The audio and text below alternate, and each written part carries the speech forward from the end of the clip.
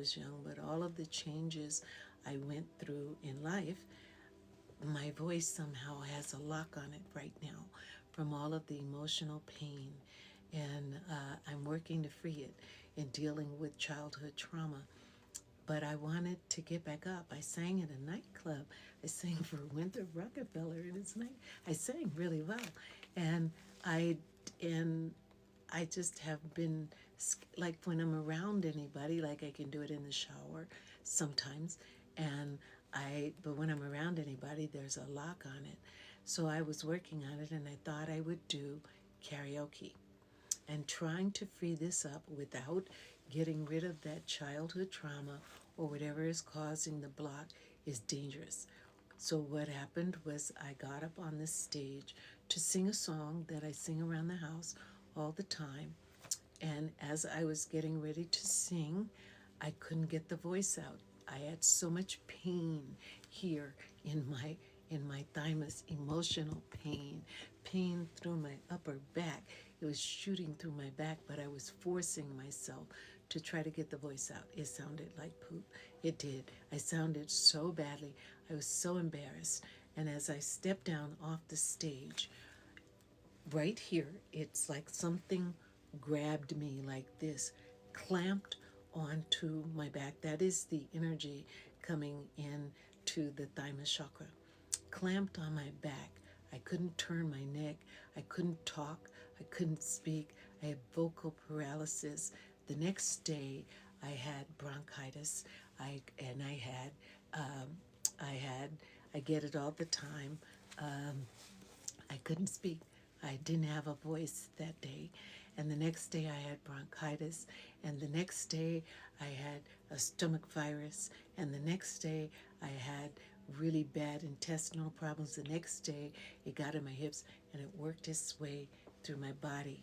It was a blocked chakra, and this is just after I had a cyst on my atlas, which is the voice of God. This is how close God was working with me.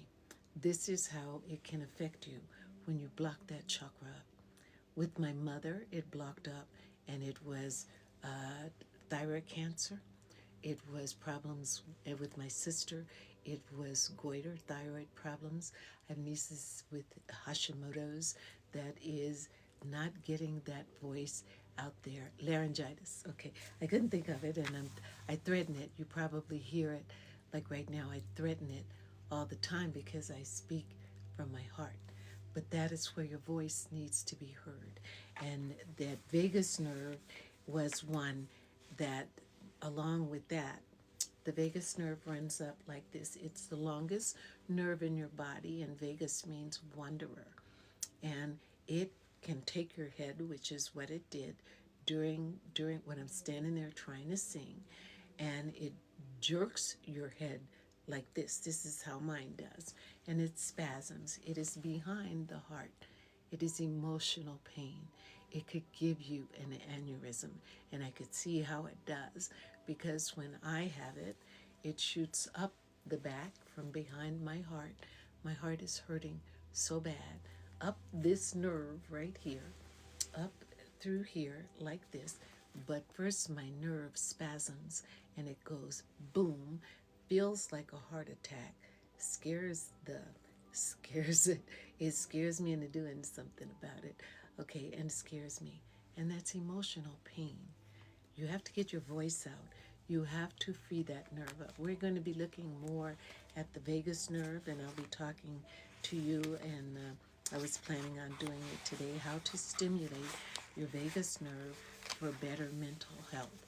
It is really, really important, and it is not something, we're seeing an influx of aneurysms right now.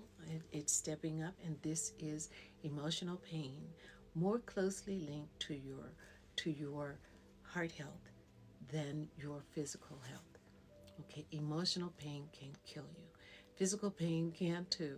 Okay, and physical disease can too. But emotional, and your emotional health is really, really important, and you need to get into it. So I think I probably, how can I tell how long I've been on here? Okay, I can't